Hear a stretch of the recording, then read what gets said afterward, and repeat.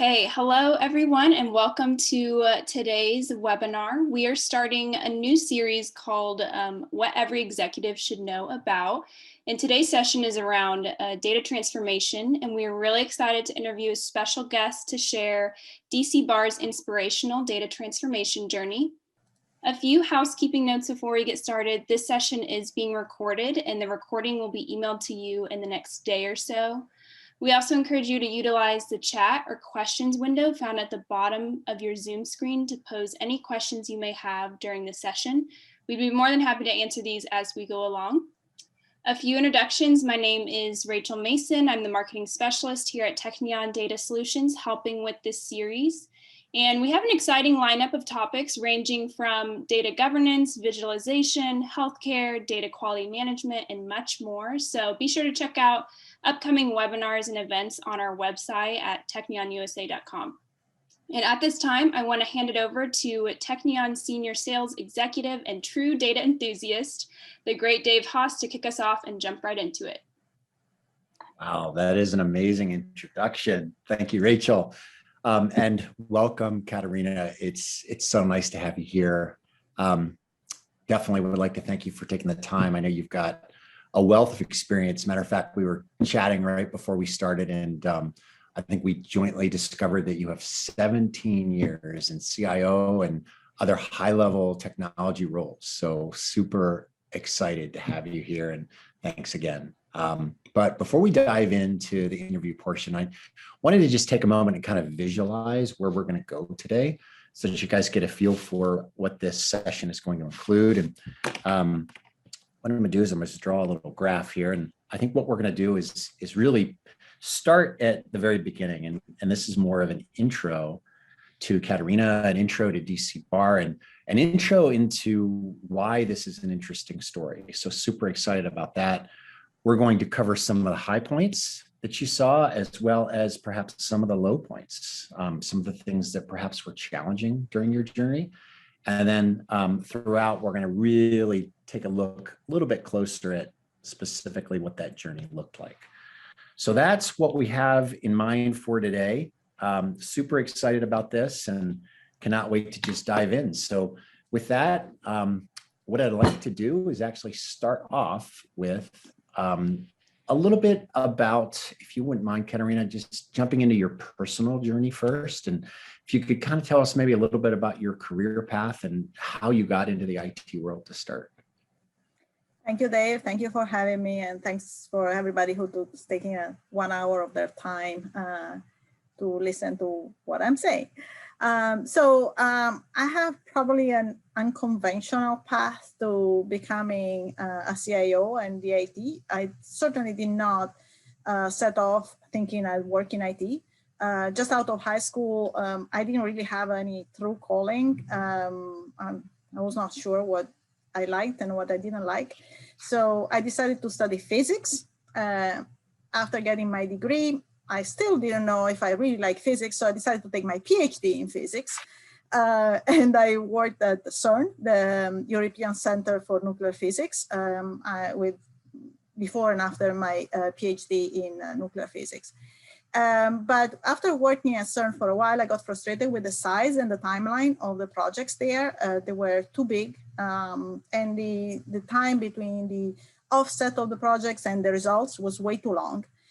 So one thing I learned there is that I learned something about myself, that I need to have a line of sight between my efforts and the results. Otherwise, I kind of lose the sense of purpose.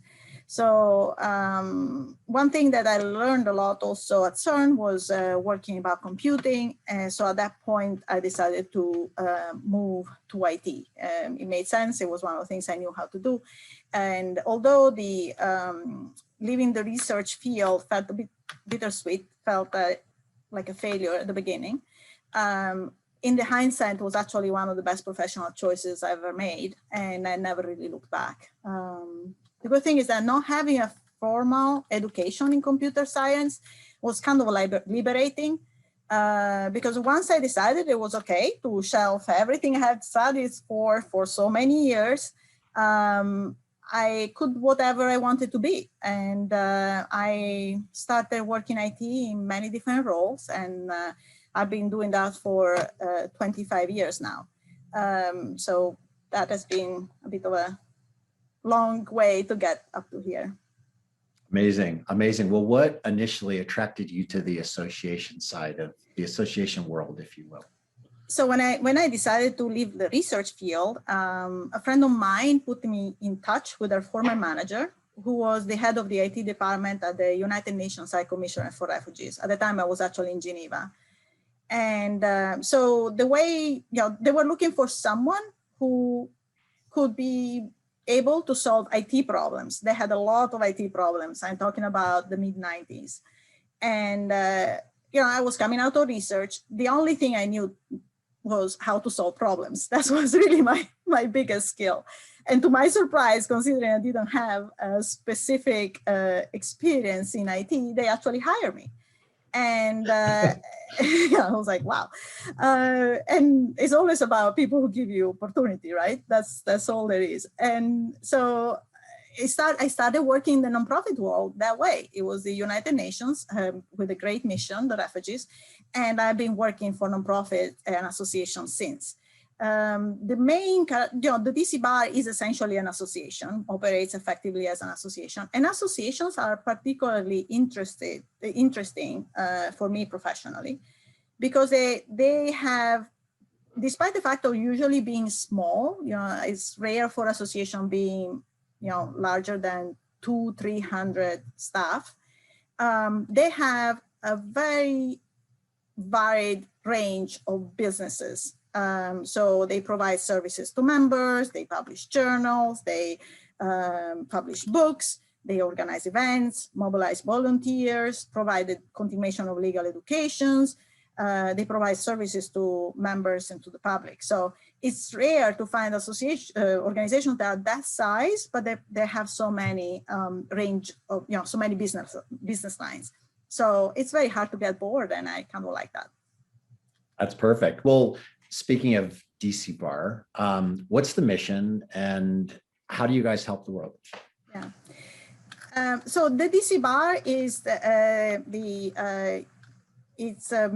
unified, so it's the largest unified bar in the United States. We have 109,000 members. And being unified bar means that it's a mandatory bar. So if you are an attorney in the District of Columbia, you must be a member of the DC Bar. In virtue of that, you also have to be subject to its ethic and professional rules. So the DC Bar mission is essentially to serve its members and to help them to serve the community. We support our attorneys by organizing courses for continuation of legal education credits. We provide guidance for practice management. So if you are an attorney that is starting a business, we provide guidance on how to do that.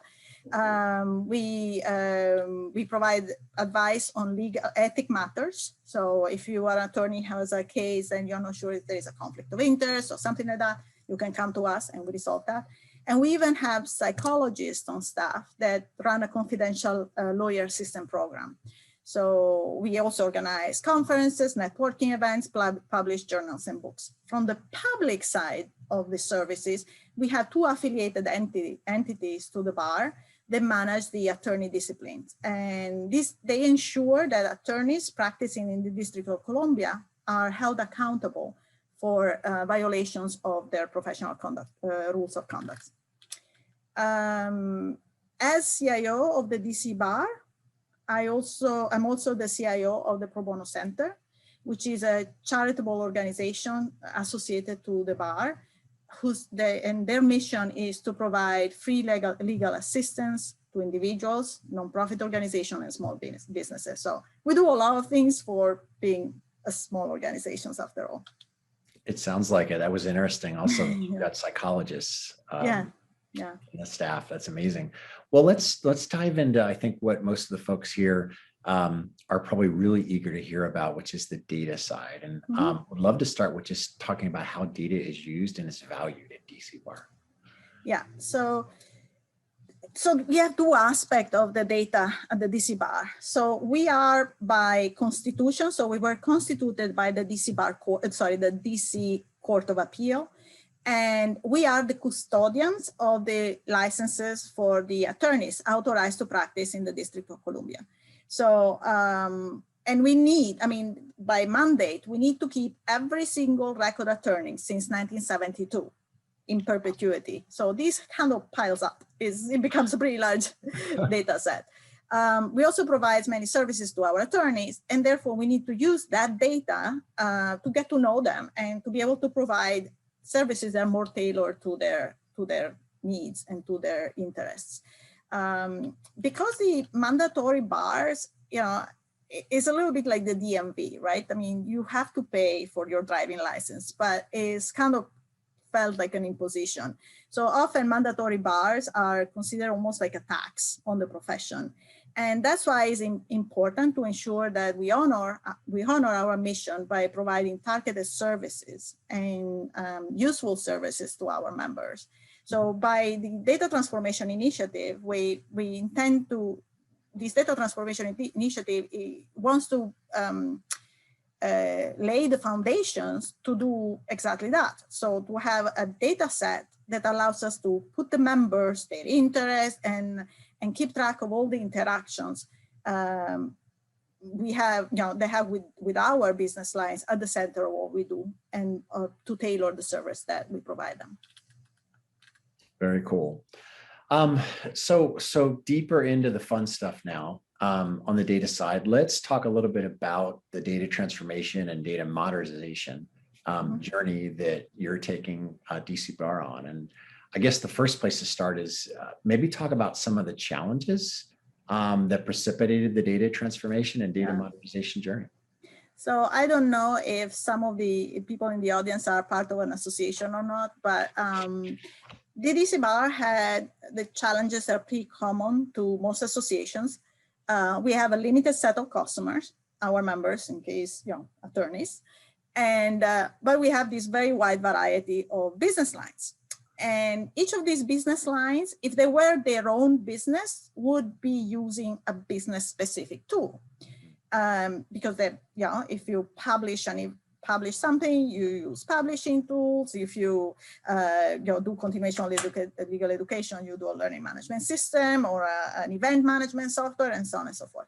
But because we are all part of the same association, and we are trying to do what we do effectively, efficiently, at least financially, we tend to use a single unified software that is called as an association management system. So this is kind of a sort of a Swiss Army knife style application that unifies all the most common functions of the association in one tool. The problem is that if you ever tried using a Swiss Army knife, they can do with an emergency if you're camping, but it's not the tool you want to use every day, especially if you care for your fingers. It's not the ideal thing to use every day. So, and the association management system do a good job for most of the association if they're small or their businesses are simple. But once association become to be a little more complex in their businesses or larger, the various business lines start to reach the limit on what these association management software, this Swiss Army knife, can do. And therefore, they start building ancillary applications around it. They have new system around it. So this ancillary application need to integrate with the association management software and with each other, resulting in intricate and fragile web of APIs, data transformation, intermediate data tables, batch processes, and so on and so forth. And this web grows organically over time without really having a final picture and a long-term plan. This means that in the moment in which one of these systems need to be replaced, upgraded, changed because technology changes, this operation becomes extremely expensive and disruptive. So when I joined, sorry, this was a long way to get to your questions, but when I joined 2.5 years ago, the DC Bar, the organization was actually reeling from one of these projects. They had recently replaced the AMS, and that project did not go well. It created a major disruption to the staff and to the member, and for 4 weeks, we couldn't collect revenues, which was pretty horrible. So when I joined, the first, the first task was to actually make sure that the operations were finalized and stabilized. But in the long term, my goal and really my mandate from my CEO was to ensure that the organization would never go through something like that and that traumatic ever again. And that's when we started thinking about substantially changing the way our system architecture was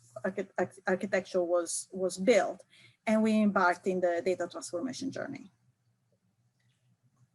Well, it's always good to have direction from the top. Yes. But I know a big part of these things is the organizational business support. How did you rally people around this and sell it? Because it's a huge change, as you said. Yeah, it is a huge change. And, when I joined the organization, actually during the interview, I spoke with a lot of people, and then I circled back to the CEO during the interview. And my first comment was like, wow, the staff has IT PTSD. And so, I was dealing with a lot of people who had been shocked by the experience of working in one of these large disastrous IT projects. So I had to kind of turn them around 180. So, but we had, and I'm getting to the point of which were the drivers. First of all, the drivers was to make sure that we were taking care of our staff, that we gave them a tool that they could actually work with. Back to the Swiss Army knife example, a chef would not use a Swiss Army knife to cut, meat in their kitchen every day. So we cannot expect our staff to use tools that are not good for them. So that was one of the things. And once they understood that, the staff understood that I had that very clear in mind, and I was not planning to push them to such a horrible experience again, things started getting much better. The conversation was much better. So that was one thing. The second one is that we needed our goal is actually to have our members have a positive online experience. The website, our website, and to a point, we're still working to that, looked like something that was built in the early 2000s. It was not the kind of online experience we wanted to give to our members, because everybody's used to modern e-commerce, modern catalogs, modern a rich experience from the point of view of the interactions on online. And also we wanted to be able to report on all the activities of our members, all the touch points that I have with the organization. So when they renew their license, when they buy one of our publications, when they participate to our events, and when they volunteer with our pro bono center or donate to our pro bono center. And then the last thing, which is actually probably the long-term goal, is we need to increase our agility. Because of that intricate web of integration that I've discussed before, replacing any of our applications, especially if it's the association management software, has huge ripple effect on the operations of the organization that can cripple it, as it actually had happened, or even when the process is successful, just a huge toll in resources, because the year in which we decide to replace the association management software, nothing else really happens. I mean, it's such an encompassing experience that nothing else happens. So, so that's why we envision the solution for this problem that is part of our data transformation, going from a system-centric architecture, where the association management software is the system of record. And then we have all the ancillary system integrating with each other and with the AMS. Going from that system to a data-centric architecture, when we have a data set, a data warehouse and a data hub, specifically, and I call that a data set, there is API enabled and is at the center of the architecture. And all the applications, including the AMS that before was the center, was the heart, and now is actually one of the peers association going around the data set. Our data set, as I said before, we have to keep the data since 1972, so that will never change. Our data set is immutable, always stays there. So, but yes, the different application change. So we maintain the data in this unified integrated record of our members, and all the association will talk to it through APIs. So that's the where we are, the journey, like that's our final destination in our journey. You're talking about selling earlier. This project, I'm not sure I would use it as, I don't particularly like the idea of selling something internally. Because when you sell, there is someone who gets money and the other one is paying. So usually, there is a weird relationship there. In our case, we behave more like a family that decides to move to a new city or a new country because everybody knows that there are better opportunities there. So we had several meetings. I presented the various options available with all the pros and cons, including the long-term implication of each option. I mean, we did not sell this as, oh, this is going to be ready. This is going to be fine. This is going to be just a year project. This is a multi-year transformation project. And everybody in the organization was involved, was welcome to join, was welcome to ask questions. As I said before, people had PTSD, and therefore the anxiety in the room was palpable. Sometimes the hostility was palpable. But at the end, everybody understood that this is an investment the organization is doing for the future. And this was also how it was presented to the board. We have a board of directors, and they understood that it's a lofty goal, but they appreciated the fact that we are breaking it in little chunks, and we have a very much down to earth approach on how to get there. So that's how we worked it. Well, you've done a really good job, I think, of painting out what the long-term success looked like. Did you have any near-term success points that you put into place? Like, how did you take the project and say, okay, a win, 1 month out, 2 months out, 3 months out? How did you divvy that out, and what did those look like? So for this process, first of all, we had some urgent matters. For instance, we had a cold fusion website that was actually dangerous from the point of view of the risk because it couldn't be patched. It was really a risk to continue maintaining it. So we had some pretty obvious results out there. They were almost at the sides of this project, because having a new website was not necessarily in the core of the system, but it became very evident because, of course, there's nothing more evident than you go to your association website and suddenly it's going from kind of ugly and dingy to a beautiful new website. So we need a new website no matter what, because we needed to have a modern website, a modern content management system that could actually interact with this data-centric structure. But that was something that our board noticed immediately.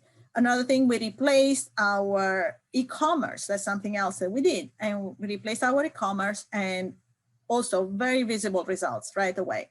So we decided to alternate projects that have very public visibility with projects that are instead very much internal, like setting up the data hub, setting up the warehouse. So the members will never see the warehouse. They don't care about it. It's just a tool to get to the goal. But by alternating something very visible with something that is very technical, we could provide this intermediate steps that gave the impression we were proceeding. If we had done all the first set, like the data warehouse and the data hub initially, we would have spent a lot of money, but with very few visible results for the board and the members, and the conversation would have been different at this point, I think. Sure. Well, you obviously you have a bright and talented team. Where did you guys, how did you kind of go about finding out where the holes were and where you needed help and where you didn't need help and you could do it all yourselves? Yeah. So, after you have this brainchild of a new architecture, you also realize that it's not easy. As far as I know, going from an application-centric to a data-centric architecture has never been done for an association. So despite the fact that we have, as you said, some very strong database developers, some very good business analysts in my team, none of us had the experience that we needed to build a data warehouse and a data hub from scratch. Also, our resources are limited, and we wanted to make sure we don't make costly mistakes going forward. So we're trying to be, careful with how we spend the money. So we needed a partner that would guide us in the process, take over some of the heavy lifting, and kind of point out the pitfalls, the landmines, or give guidance, say, you shouldn't do this way, you should do it the other way. So Technion, we feel that Technion, we found that partner, and also, Technion offered us the option not only to be a partner, but working with us as a mentor. One thing that I wanted to make sure that in this process was that my team was an integral part of the process, not just a spectator, not just a user of the finished product. And actually, Technion had already worked in that structure with previous clients with that dynamic, and I think that it was actually very beneficial. Very cool. At a high level, how is this going to transform the business, Katerina? Well, it's a wishful thinking. Well, I often talk to other CIOs of other associations, and we all have the same challenges. But most of the CIOs that I talk to are focusing on the issue of reporting across all the activities and the various business lines. Not necessarily on that aspect of architecture, resilience, and agility that I mentioned before. Indeed, there are many companies, there are several companies that has a product, they have a business intelligence tools for associations. So they have already all the integration done with the most common association management software, learning management systems, and so on. So they consolidate the data and they make pre dashboards and stuff like that.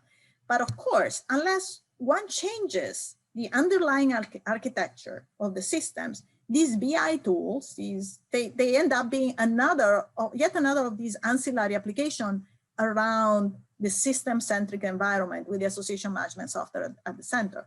And they don't really solve the problem in the long term. So next time we go to replace the association management software, we just have another tool, another ancillary application that needs to be reintegrated with the new association management system.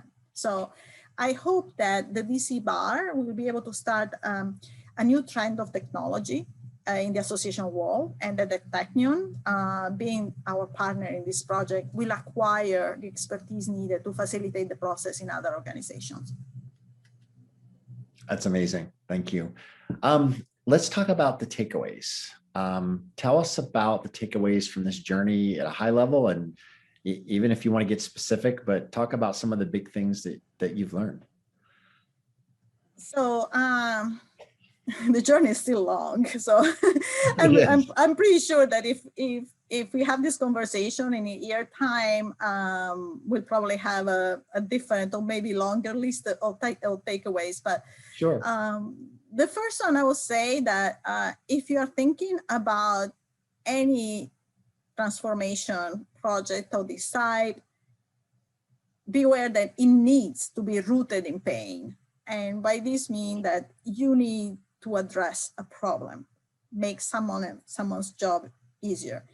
Find what the pain point and trying to resolve it, because an argument like, oh, this structure is more elegant, or this will, make IT's life easier, or the disaster recovery will be easier if we do it this way, is not an argument that will fly with any board or any staff group. You have to address the pain point of the organization on the business side. The organization usually does not care about IT. So an IT argument does not work. The second, to me, is always remember to do no harm.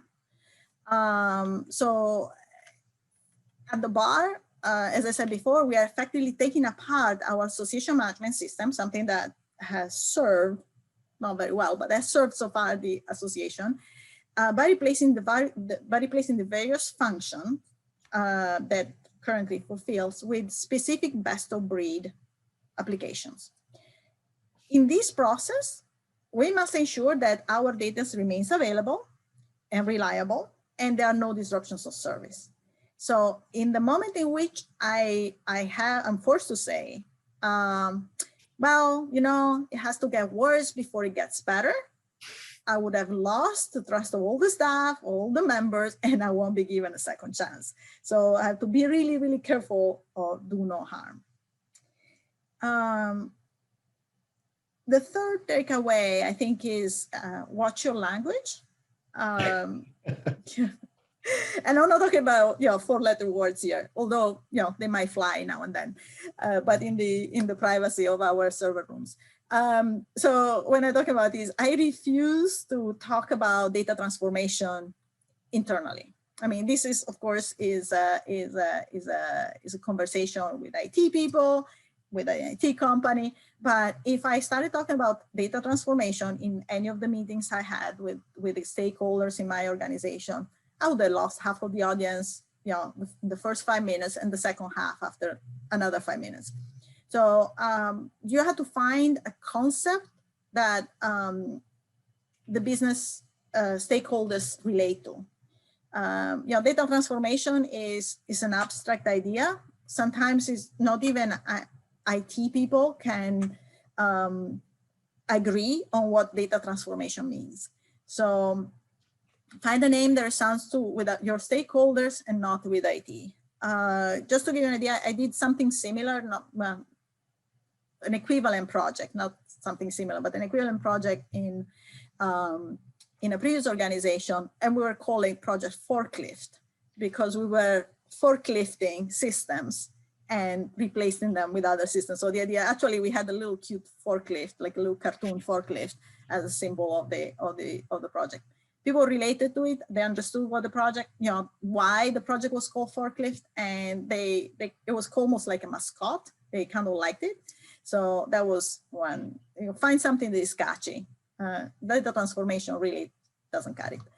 And finally, I will say, and this is not because, of course, this conversation is sponsored by Technion, but find a good partner. It's important that you trust your partner as much, if not more, as you trust your staff.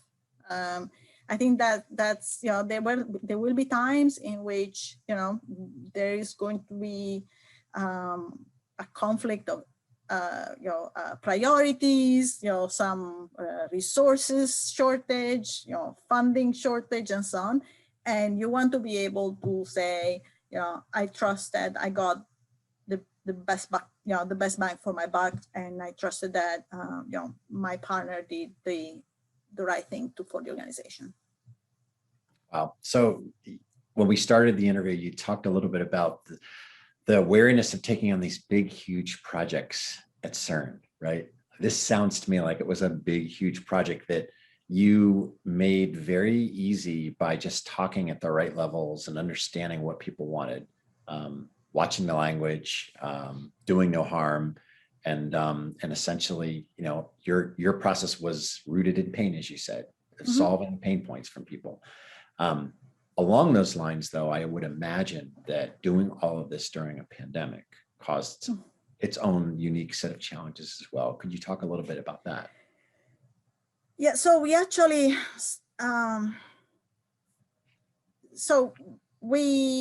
we stopped going to the office in March 16th, so almost a year now, March 16, 2020. And we were in the process of working on our new website. Since then, we completed the website, we replaced our learning management system, and we started the data, the data warehouse and data hub, while supporting 200 people working from home. So I cannot be prouder of my IT team. They did not miss a beat. They're just awesome.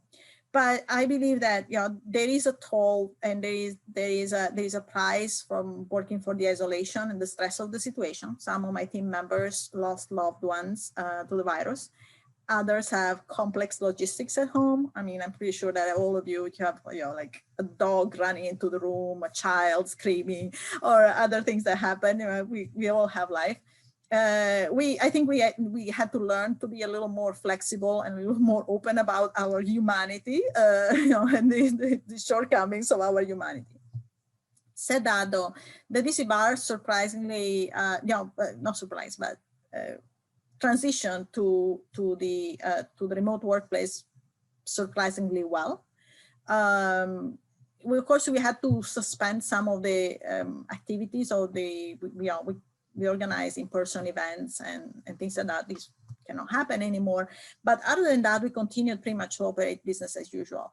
I would say that probably, if anything, the experience improved the relationship between IT and the rest of the organization, just because everybody relied how much more, what different it makes to have a good IT team versus a non-good IT team when working remotely. So I think some surprisingly brought us closer in a way, which was not something I expected, but certainly, it happened. And then, okay, yeah, there is a problem that communication is needs to be a little more deliberate. We need to make sure that nobody feels left out, that, if I don't see someone with a camera on for 6 months, I just want to make sure that, they haven't lost 50 pounds and sustaining a diet of chocolate and whiskey, that kind of thing. So, you have to be a little more careful about the welfare of your staff. But other than that, I would say we're doing very well. Wow, thank you for sharing that.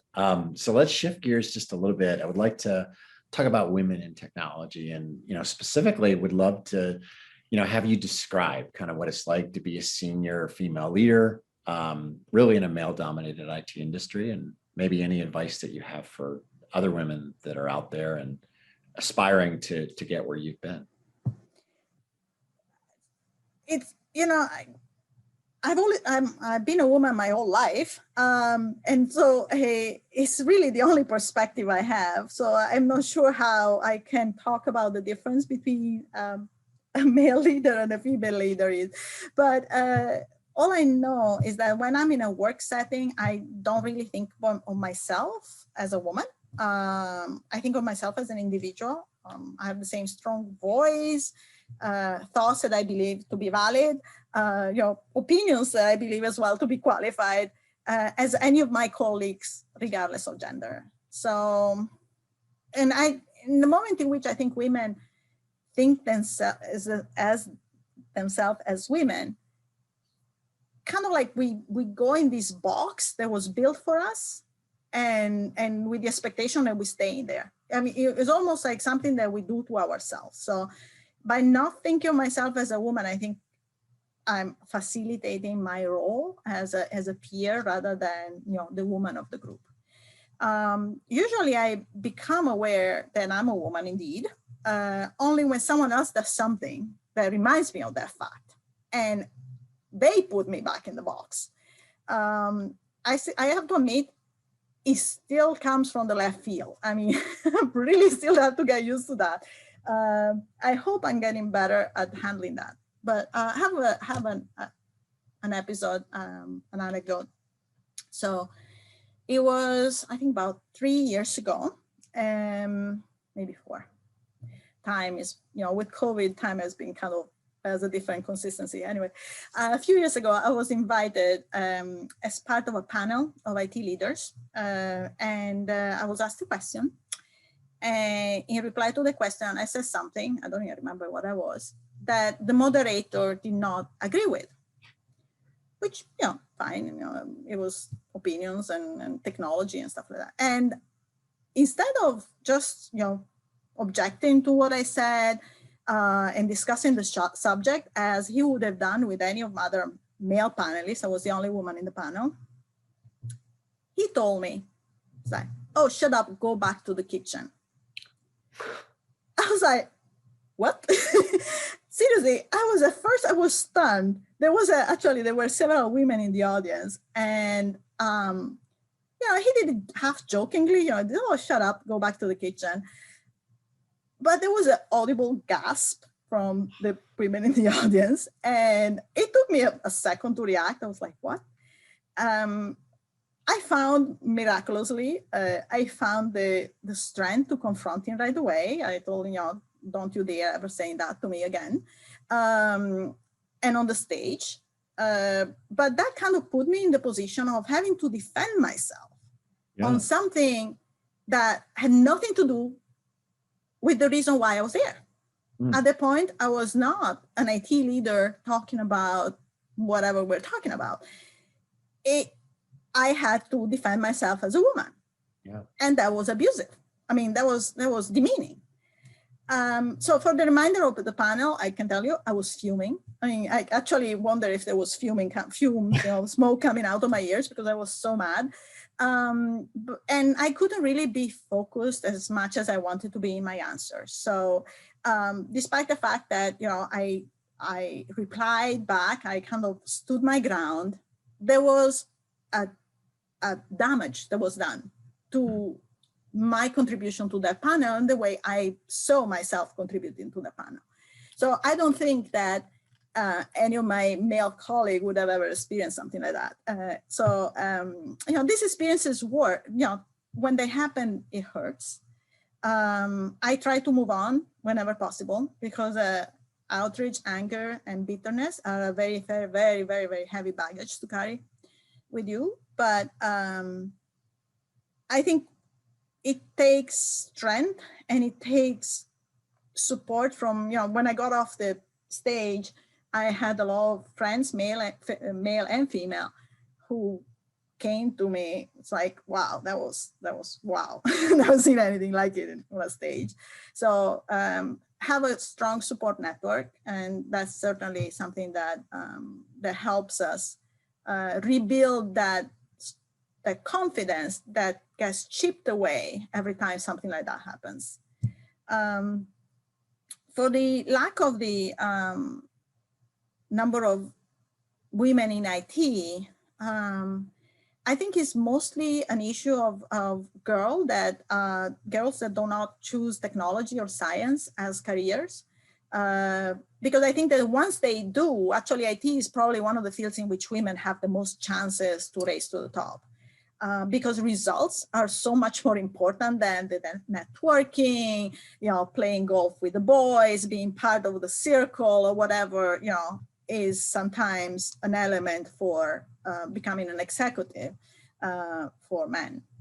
So there are a lot of federal initiatives and nonprofit organizations that actually focus on getting girls to STEM, so the science, math, and technology, because I think it's a real loss that if these girls actually do not even start and not thinking that's a career that they can start.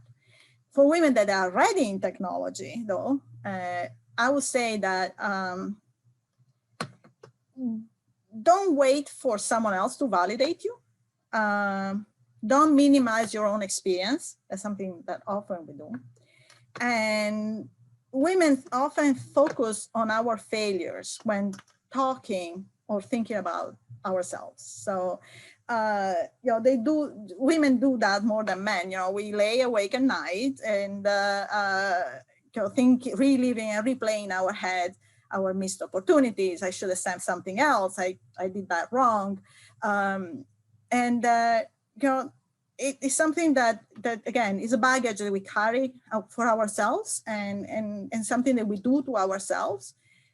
So just surround yourself with people who make you stronger, and just leave the people who don't support you behind, because you certainly don't need those. I mean, you think you might, but you don't.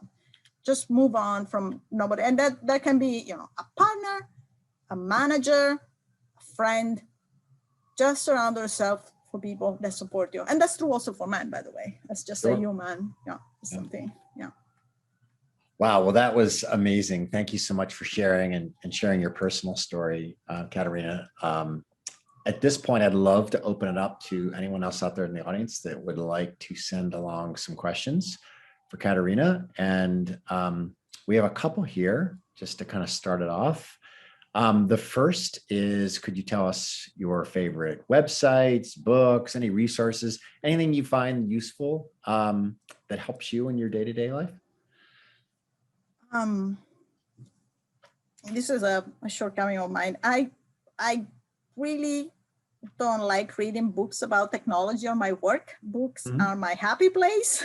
They have to be for leisure only. I read novels, like my life depends on it, but I try to compensate with other ways. So I subscribe to David Misler blog. It's called Unsupervised Learning. I think it's davidmisler.com, his website.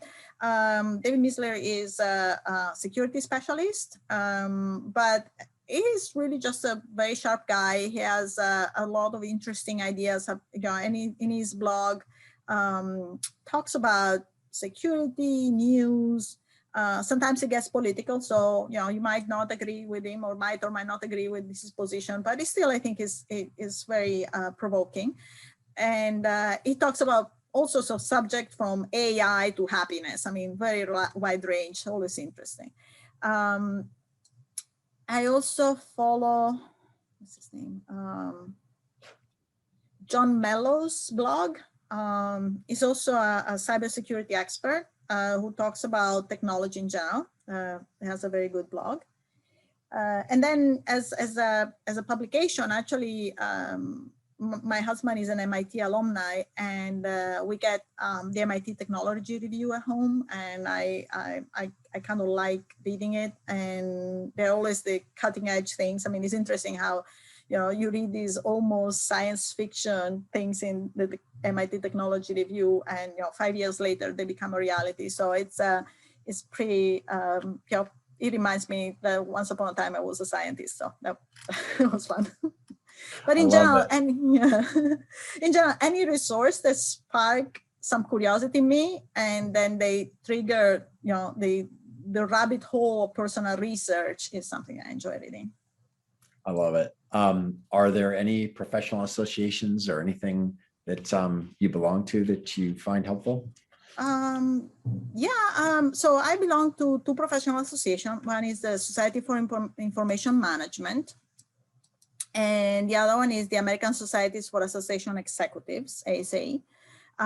They're both very good. One is specific to associations. But to be completely honest, the group that is always the most helpful is sort of an informal network of peers that we built over time.